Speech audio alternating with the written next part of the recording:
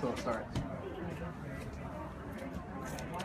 Oh, now Yeah, you have we're going live. I don't want to. video. You're talking about me. No, I didn't get you. So this is for Chris McMillan. It started here at about 6 o'clock.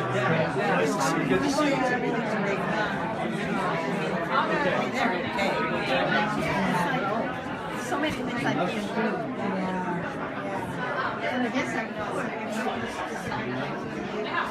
So this is the servant house where she spent a lot of time.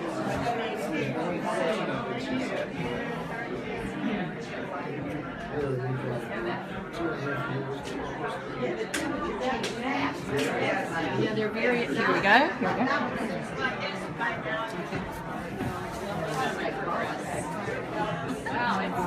In the kitchen as well, but she can get it. You want to hear? Yeah, you are on it. I'm good. I keep thinking. I'm done. Okay, about to start. Okay. Yeah, Okay. that's another story. Just love these daffodils. This beautiful mountain. And the garden that she worked on was out back there.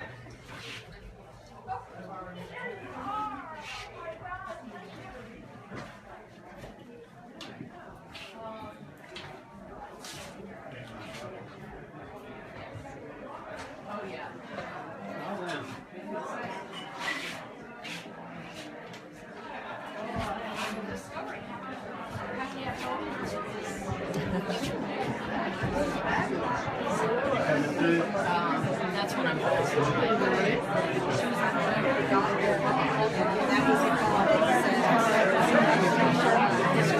Like bites here. So, Oh, you're on camera. We're on Facebook Live. you're on Facebook Live? Wow. Can I take your picture now, the two of you, with your phone? Because it's streaming now. oh well, then I can't. Okay. Let me see. I'm gonna put a heart on it. Nice.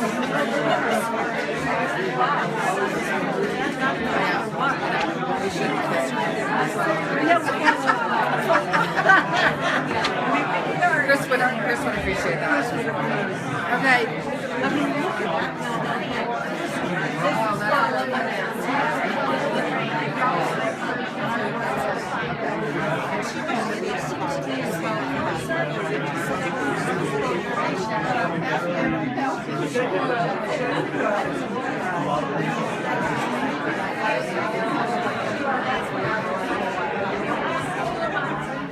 Well, I don't know that it's an opportunity for me out there, but just the idea of being in the parish.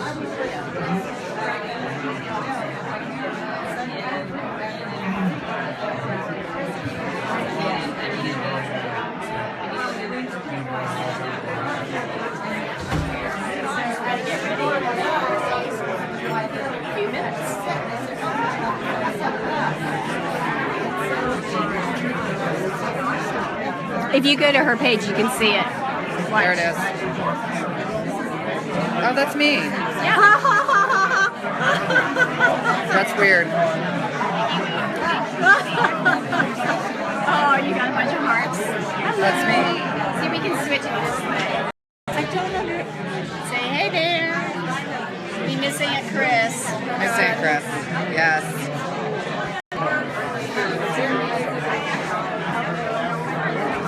Get notified when Chris is live. That's funny. Samantha is watching. Oh, Samantha's watching. Show her mom. Hey, Samantha. Wave to Samantha. Wait. Samantha's watching. Samantha's watching. Say hi.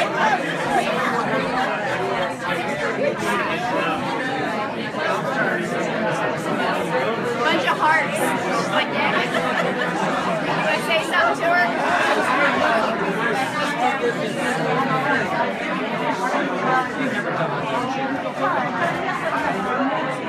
Can you pause it? You can't pause it. Start again. It's okay.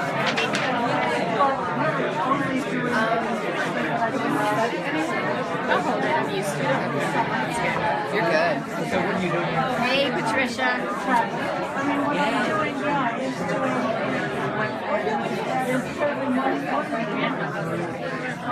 I'll probably sit on the ground. No, just sit up here because I think they're going to speak from here. This is the family area. Here's the family. This is the family area. Or here. You're right here. You want to sit front and center?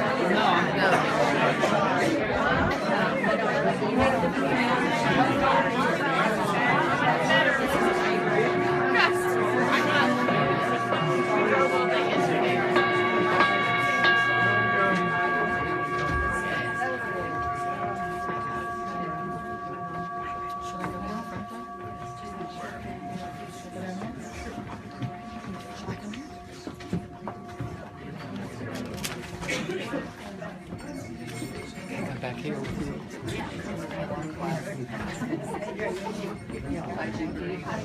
I know I gave you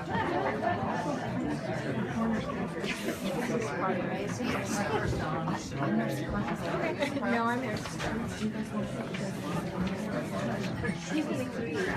Around the back area. They'll be back.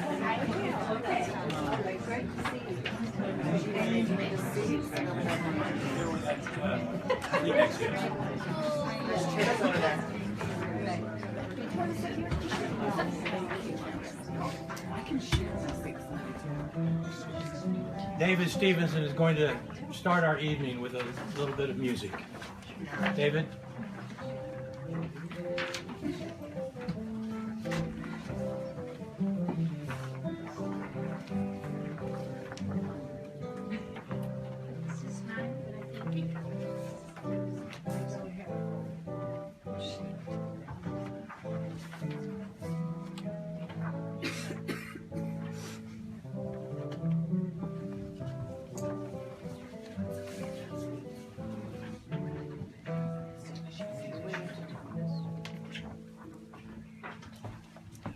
Good evening, everybody. Good evening. For those of you who I haven't had the opportunity to meet, my name is Bill Jameson, part of the community here. And on behalf of our community at Servanthood House, and Greg and Kelly, Elizabeth and the family, I welcome you all here for a time to remember our friend. Excuse me. I've been okay for a week. We're going to have an opportunity for a short service. Do you all have a copy of it? Is everybody? Okay, good. Before we start, I'd like to introduce you to Chris's son, Greg. Thank you, Bill. Let me just start out by thanking Bill and Susan, friends of Mother's, for a very long time. And I want to give you I won't run through the names of everyone that's here, that have traveled here, family and friends, beyond her Asheville family, but Wake County, North Carolina, Atlanta, Savannah, Quincy, Florida. Everybody knows where that is. New Orleans, thanks to Chris. New Orleans, Houston. What did I forget? Somebody from Indiana. Indiana, but Tallahassee. Yes, gosh, thank you. So, thank you all so much. We are this. The mother called in November and said, "I'm moving to Tampa. I'm going into this bedroom." And the memorial service will be at Servanthood House. Tell them 5:30, but don't start till 6.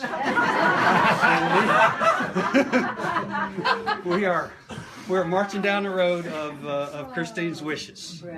So we do appreciate that. And I go back to when Mother called me, and I was at work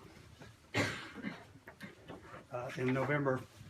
And she gave me her diagnosis, and a song kept going through my head over and over and over, and I didn't understand it.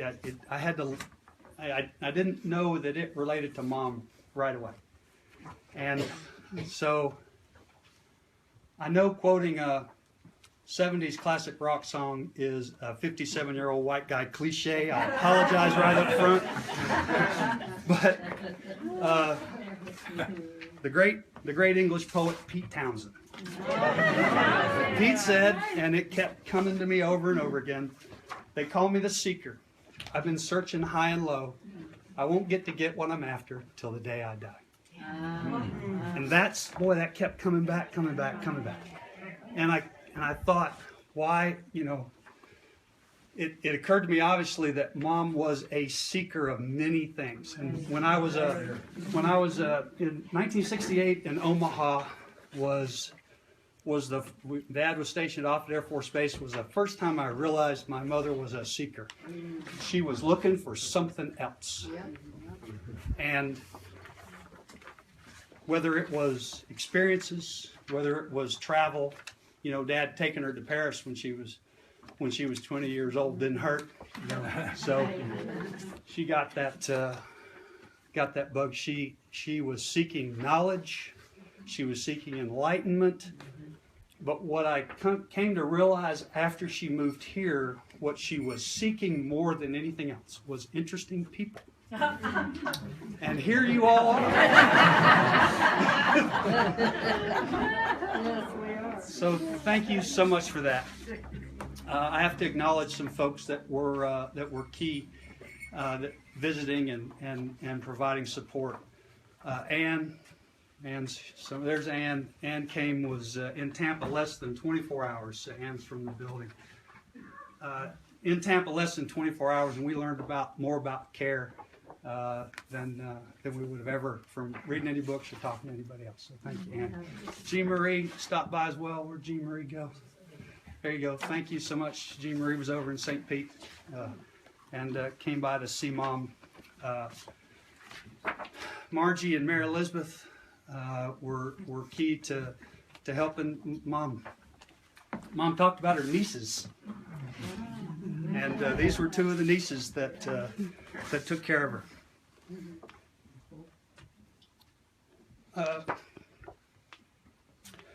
But you're here today because you loved Christine. And the best way you could show that love to Christine is to thank Kelly.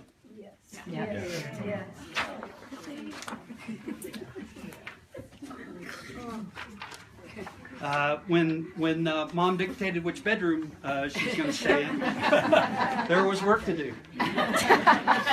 So a week or so before Mom's arrival in mid-December, I would wake up every day and go, wow, look at everything she did last night. I would come home from work and go, wow, look at everything she did while she didn't sleep.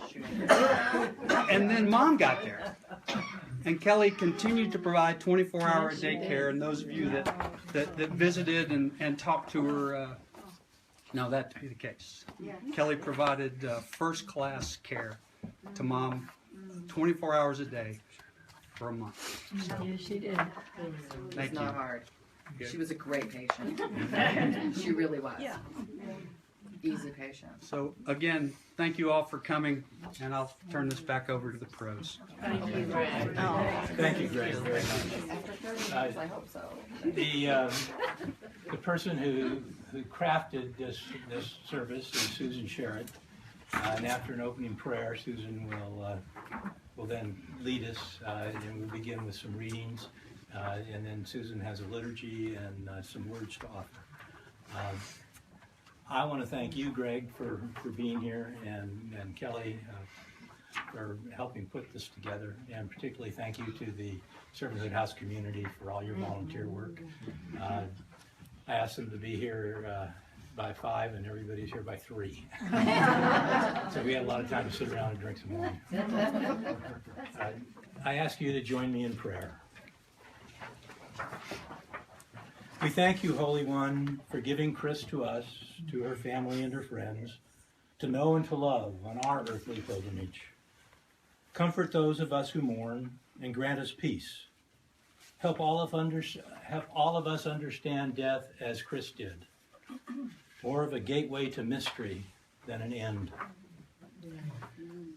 May we have the strength to continue our path through life until that day comes when we are called to be reunited with Chris and with all those who have gone before us.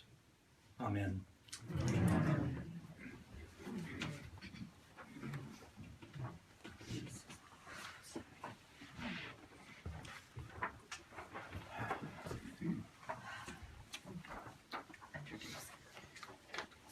Out beyond the ideas of wrongdoing and right doing, there is a field. I will meet you there. When the soul lies down in that grass, the world is too full to talk about language, ideas. Even the phrase each other doesn't make any sense. A reading from Rumi. I would ask each of you to embrace the best of what is in all of you and find tremendous peace in that abundance. Amen.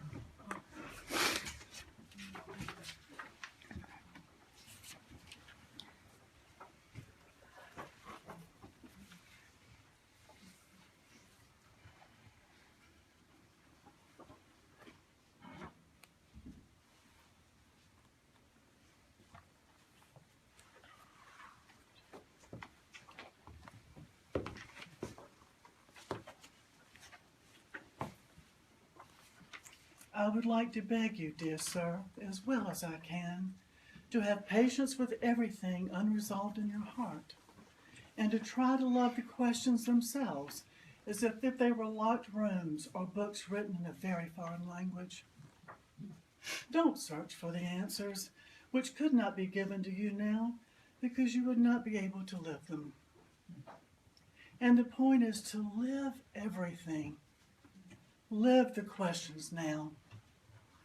Perhaps then, someday, far in the future, you will gradually, without even noticing it, live your way into the answer. Notice to a young poet.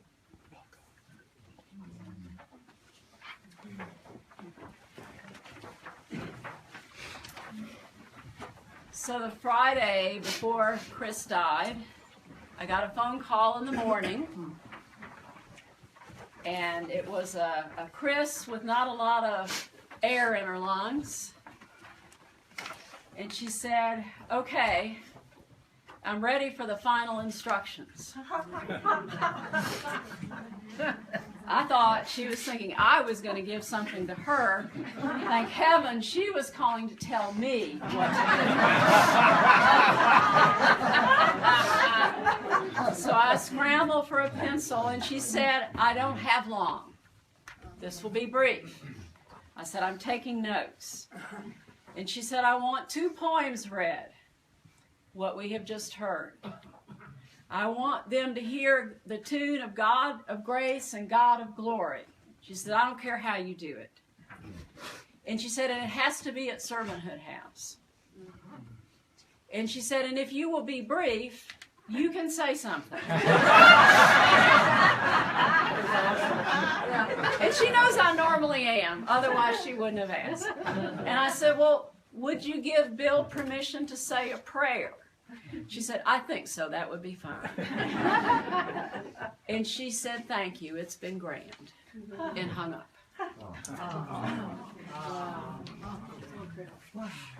So here we are, a couple weeks later, to honor someone who is our mother, grandmother, great-grandmother, aunt, sister, spiritual companion, friend, neighbor, businesswoman, author, teacher, gardener, agitator, supporter of the arts, prayer, cosmic force, world traveler, peacemonger, a woman gone sane. Chris orbited into my life during a pilgrimage in Wales. Bill and I were leading it for the Institute for Servant Leadership, and on that first day, I just happened to walk into the lobby when I saw this riveting human being swish through. She had a scarf slung around her neck, and she had a hat angled on her head. She had an amazingly small bag rolling behind her. Her head was jutting out. You know how she was always looking ahead, and her gaze was making telepathic contact with the person at the desk. Just that one brief impression made it abundantly clear that this was a lady on a mission. And if her gravitational field crossed yours, your path would be altered. She left no stranger in her wake. She left no yard unturned. She left no question ignored, no path unexplored. In fact, I think it's safe to say that the theme of Chris's life was movement, outward and inward. The colorful scarves from overseas that her soldier brother gave her when she was young became for her a magic carpet, the threads of which spun her story forward. She took flight from her birthplace in Savannah, literally, to go marry Mac. Now, she was fond of saying, "Together we traveled the world." Then when she and he were raising Greg, and when she and Mac had their business, Chris's interior wanderings widened, leading her on a spiritual awakening that eventually sent her on what she called her 70,000-mile search for sanity.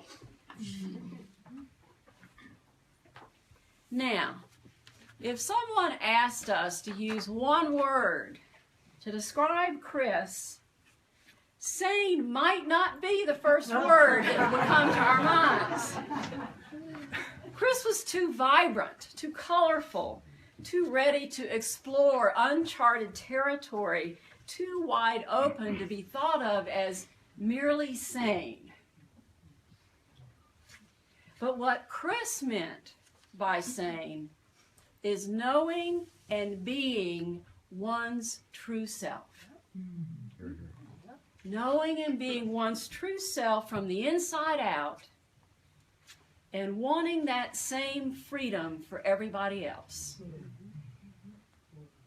What Chris meant by sane is having the wisdom and the courage to live without the false protection of boundaries, visible and invisible.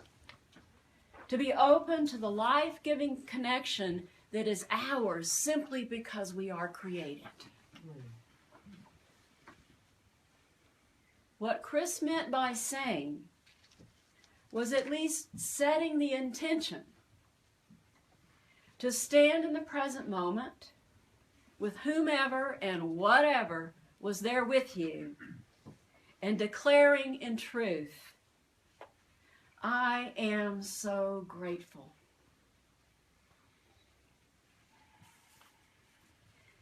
Grateful was a word that was often on Chris's lips during her lightning speed approach to death. She claimed it was gratitude that led her to a ready embrace of her suddenly changed life course. She claimed it was gratitude that sealed her absolute trust in those who would be caring for her. And she claimed that it was gratitude that deepened her belief in the capacity and the function of mystery to guide her into new and exciting territory. Days before her death, she proclaimed that her 80th birthday was the best birthday ever. And she meant it. And hours before her death, I'm told that she was addressing the cosmos about the necessity of peace.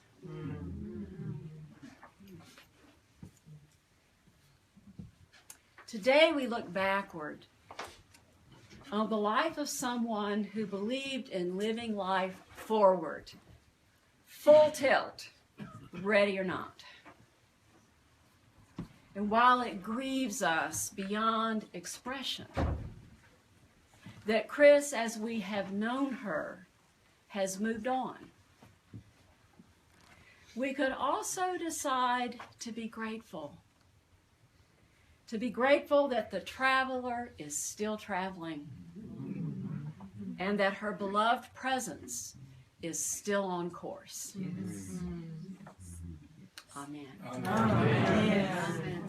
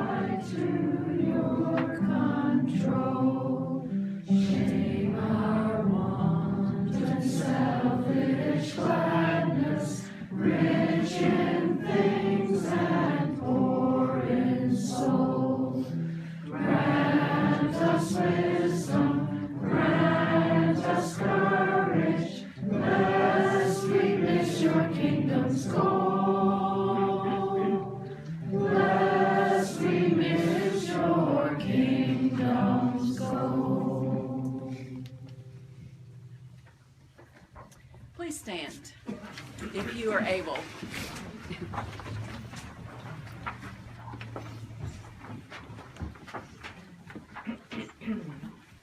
This is the blessing that Chris offered at her last Thanksgiving with her family. Life is short, and we do not have much time to gladden the hearts of those who make the journey with us. So, be swift to love and make haste to be kind. And the blessing of God who made us, who loves us, who travels with us, be with you all, now and forever. Amen. Amen. And in the Episcopal tradition, the ending is, my brothers and sisters, go in peace to love and serve God and your neighbor. Alleluia, alleluia. Thanks be to God. Alleluia, alleluia. Enjoy the wine, the food, and the conversations. Thank you. Wow. You're welcome.